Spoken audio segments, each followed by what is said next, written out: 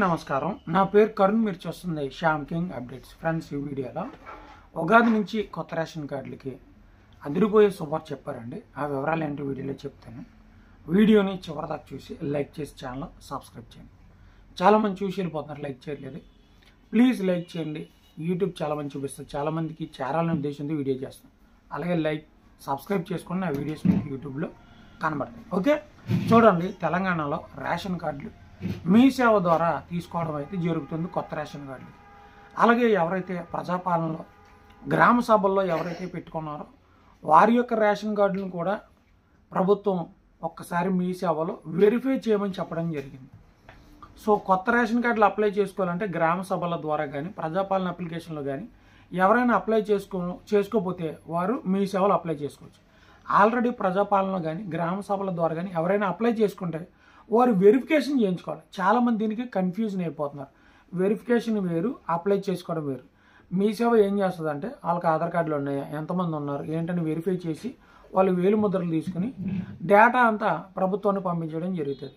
కొత్త రేషన్ కార్డులు ఏంటి, ఎవరైనా కొత్తగా రేషన్ కార్డు పెట్టుకోవాలనుకున్నా అంటే తల్లిదండ్రుల కార్డు నుంచి విడిపోవడం, పెళ్ళైన అమ్మాయి అత్తగారి దాంట్లో విడిపోవడం, అలాగే ఎవరైతే డెత్ అయ్యారో చనిపోయారో వాళ్ళని డిలీట్ చేయించడం, ఎవరైనా కొత్తగా పిల్లలు పుడితే వాళ్ళకి 6వ సంవత్సరం ఏదైనా వస్తే బాల ఆధార్ పెట్టి అందులోకి ఎక్కించడం, ఇవి కొత్త రేషన్ కార్డుకి అప్లై చేసుకున్నాం. అయితే మన సీఎం రేవంత్ రెడ్డి గారు ఏం చెప్పారంటే అసలు జనవరి నెల నుంచే రేషన్ కార్డులు ఉన్న వాళ్ళందరికీ సన్న బియ్యం అయితే ఇద్దామనుకున్నారు.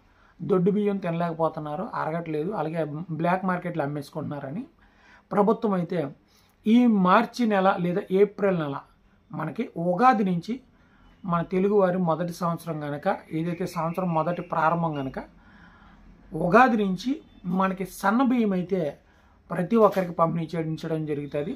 మొన్న సన్న బియ్యాన్ని 500 బోనస్ పెట్టి కూడా కొనడం జరిగింది. మిల్లు కాడ దాన్ని ఆడించడానికి లేట్ అవుతుంది కనుక మర్రాడించడానికి.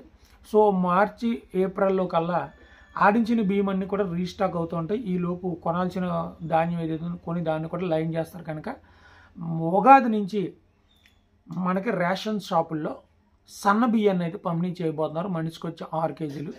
దీంతోపాటు బియ్యం, కందిపప్పు, పంచదార ఏవైతే ఉంటాయో అవి కూడా అయితే మనకి ఇవ్వడం అయితే జరుగుతుంది. అయితే కొత్త రేషన్ కార్డులకి ఇస్తారు, అలాగే పాత రేషన్ కార్డులకి ఇస్తారు.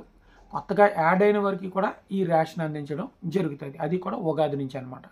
సో ఇది వీడియోని లైక్ చేయండి, ఛానల్ సబ్స్క్రైబ్ చేయండి. Thank you.